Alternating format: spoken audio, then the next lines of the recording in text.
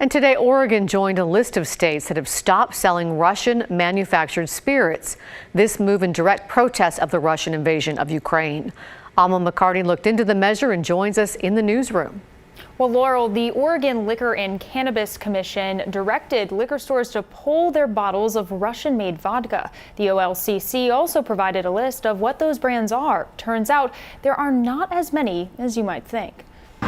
It's been pretty busy this month. We've been having a really good month for February. At the Westmoreland Liquor Store in southeast Portland, when it comes to vodka, customers have options. This is our wall of vodka. If you take a close look, you might notice a few bottles are missing. No longer offered here or anywhere else in Oregon. We got the email from OLCC saying to pull any of the vodkas that were made in Russia from the shelf. They sent us a list of which ones they are. Despite only carrying a couple of brands, owner Kim Fox says it was something they were already considering. 2 brands, Russian Standard and Beluga Noble. There are some lower end ones that the state carries that are usually just the half gallons and the cheaper on the cheaper end, and we don't carry those.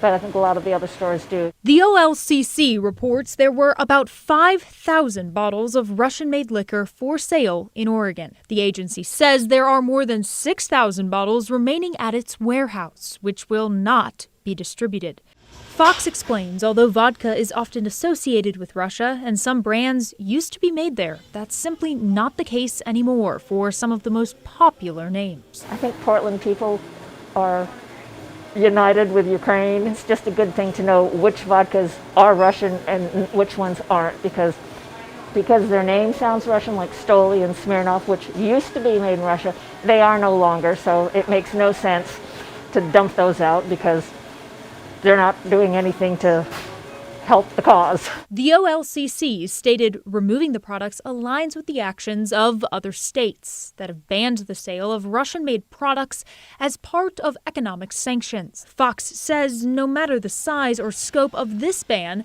it sends an important message. We have a large Ukrainian population, and whatever little bit you can do, it seems to make a point, and so it just seemed like the right thing to do. As for those brands that Fox mentioned just there, Stoli is produced in Latvia. Smirnoff products are made in countries around the world, but not in Russia. It's more than likely a bottle that you buy here was made in Illinois. Good information to know. Very interesting. Thank you, Alma.